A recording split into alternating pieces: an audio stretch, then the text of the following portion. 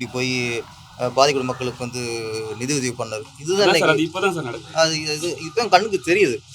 ஏன்னா நான் திருப்பாச்சி பண்ணும்போது நான் பார்த்துருக்கேன்.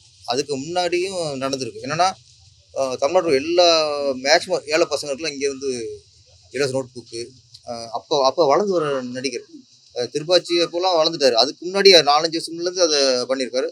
அப்போ அவருக்கு அரசியல் நோக்கம் இருந்துச்சு எல்லாம் தெரியாது. ஆனால் உதவி பண்ணுற நோக்கம் மனசு இருந்துச்சு.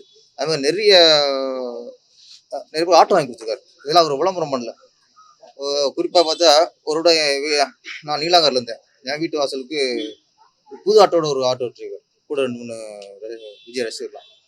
என்னடா புது ஆட்டோ அப்போ தான் போட்டு வச்சு கொண்டு வந்திருக்காங்க. சார் புது ஆட்டோ சார், முதல் சவாரி நீங்களாக இருக்கணும், கொஞ்சம் உட்காந்து ஒரு ரவுண்டு போட்டு வந்துருக்கோம் சார். சமுதாயம் நம்ம அப்படின்னா அப்புறம் தான் தெரியுது அது விஜய் சார் வாங்கி கொடுத்த ஆட்டோ. அப்போ விஜய் சார் வாங்கி கொடுத்த ஆட்டோவில் முதல்ல ஏமலை என்னன்னா விஜய் வச்சு படம் பண்ண டைரக்டரு பக்கத்தில் இருக்காரு அப்படிங்கிற அது ஒரு ஒரு ஆசை, ஒரு பாசத்தில் பண்ணியிருக்காங்க. அது மாதிரி கண்ணுக்கு தெரிஞ்சு எனக்கு இது மாதிரி நிறைய அவர் பண்ணியிருக்காரு. அது மாதிரி பீச்சில் நிறைய இந்த 4 சக்கர வண்டியில் பேல்பூரில் வைப்பாங்களே அந்த வண்டிகள் இன்னும் நிறைய பேர் வாங்கி கொடுத்துருக்காரு. அதெல்லாம் பெருசாக விளம்பரம் பண்ணல. இப்போ அரசியலுக்கு வரப்போறான்னு தெரிஞ்சோன்னா இதெல்லாம் உங்களுக்கு விளம்பரமா தெரியுது. என்னை பொறுத்த வரைக்கும் விஜய் சாரை பொறுத்த வரைக்கும் அரசியல் தகுதி நிறைய அது வளர்த்துரும். இனிமேல் வளர்த்துரும்.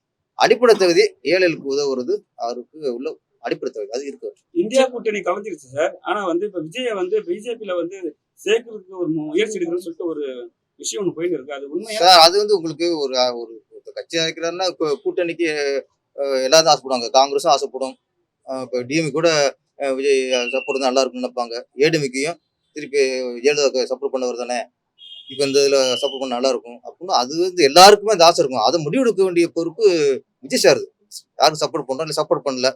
நம்ம அண்ணன் சீமான் மாதிரி அவரு சிம்மன் அவர்கள் மாதிரி எல்லா தொழிலையும் தனித்து போட்டிடுவோம். அது அவர் முடிவெடுக்க வேண்டிய விஷயம். இப்போதான் அவர் விதை வச்சிருக்காரு. இதுக்கப்புறம் நம்ம இப்பவே பூவுக்கும் கணிகிறதுக்கும் ஆசைப்படுறோம். போப்போ அது நடக்கக்கூடிய விஷயம். இப்போ உச்சகட்டத்தில் இருக்கும்போது சினிமா விட்டு போறாரு சார். அதனால சினிமாவுக்கு நஷ்டம் அப்படின்றாங்க. அதை எப்படி நீங்க இல்லை அது சினிமாவுக்கு நஷ்டம். நான் எந்த வகைன்னா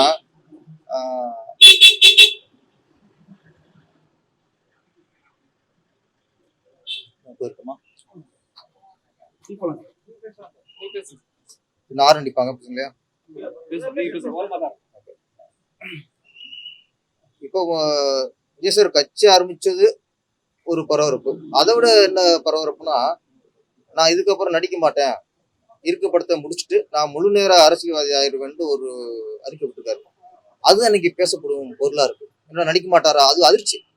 கட்சி ஆரம்பிச்சது கூட அதிர்ச்சி தெரியல, பரவாயில்ல தெரியல. ஏன்னா எதிர்பார்த்த ஒண்ணு இதுதான் இன்னைக்கு ரசிகர்களோட சரி மக்கள்கிட்ட சரி பெரிய பேசும் பொருளா இருக்கு.